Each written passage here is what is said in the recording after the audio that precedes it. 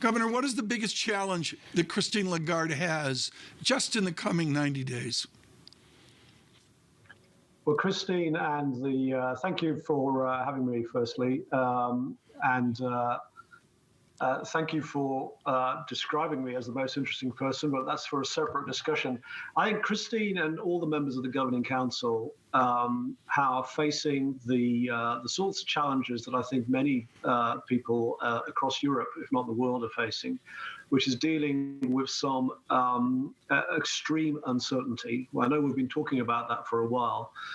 But the combination of the recovery from the pandemic, the supply chain problems that we've had, the news about China that I've just heard you talk about, the ongoing Russian war in Ukraine, and so on, we have a constellation of issues that we have to navigate through to arrive at the right monetary policy for the euro area. So it's a challenge. Governor, one of the great challenges, and I would note Ireland's leadership in growth for whatever reason is debatable, but the fact is it's been a growth engine, everything said and done.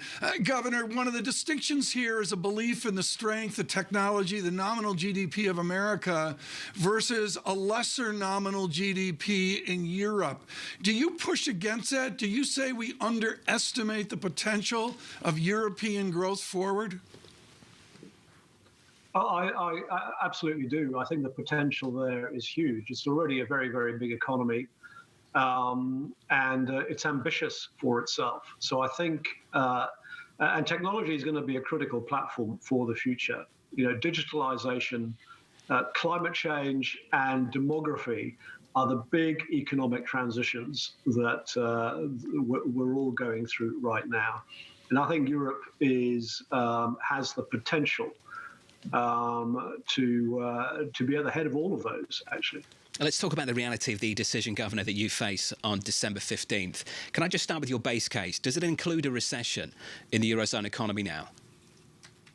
I haven't seen the ECB staff's forecasts, which we're going to see next week. But my own view is that we're likely to see the euro area in a technical recession. I suspect that Q4 this year, the one that we're in now, will see a very slightly negative GDP number, and we're likely to see that for Q1 next year. On the other hand, my expectation is we're not going to see 2023 as a year of recession. Governor, with that in mind, how does that influence your view of how much tightening we ultimately need?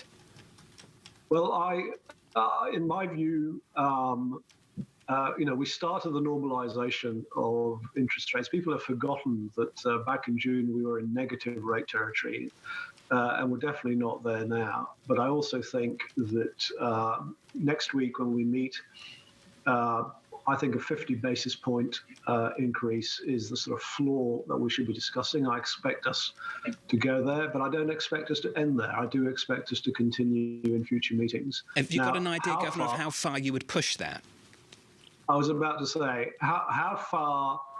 how far I will push that will very much depend on the data and seeing what the projections are telling us, seeing what the latest data are telling us. But I think, in my view, it's pretty clear that with inflation running at 10%, our target at 2%, core inflation at 5%, I think it's pretty clear that next week's decision won't be the last increase that we make. Interest rate policy, only one part of this, of course. We've also got to talk about the unwind of the balance sheet. Can you update us on how discussions are going, how your thoughts are evolving on what we should be doing with a balance sheet that large at the ECB and how you would prefer to unwind it?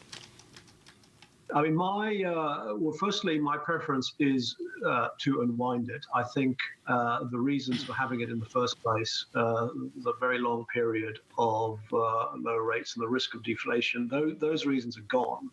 So we now need to look to unwind it.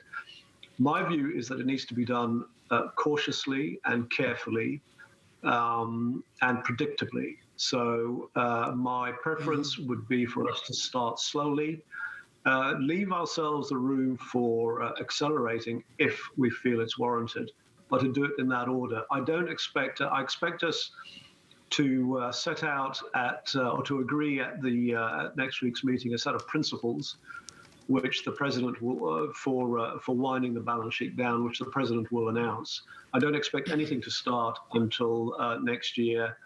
My own preference would be something towards the end of Q1, beginning of Q2. Right.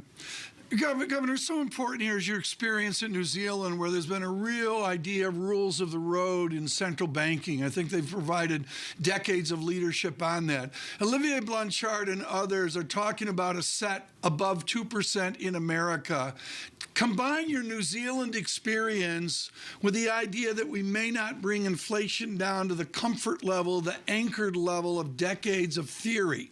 Can we live in America or in Europe with a higher inflation set? Let's use America as an example of near 3%. Can we live with that? Can there be a permanence to that? Well, at the ECB, we had a review of our strategy like the Fed did before us. And which we concluded last in July 21, and we concluded that 2% inflation should be the target that we focus on and aim for. There's been no discussion within the Governing Council as to whether or not that target should be changed, and I don't expect it to. That should remain our focus. On the other hand, I am interested in the debates that academics and others are having, and it's interesting to observe. Part of this is about, in my view anyway, part of this is about communication. So in New Zealand, the target was actually a range between 1% to 3%, with the midpoint being so it's about how you communicate and then explain what you're doing. Right. But for the moment, the ECB is absolutely focused on 2% in the medium term. Is England communicating in the World Cup? I think the English team have got an excellent chance to win the World Cup. One of the challenges you mentioned, Christine Lagarde has to maneuver over the coming weeks is making sure that all the members of the Governing Council who are supporting different teams can be managed appropriately.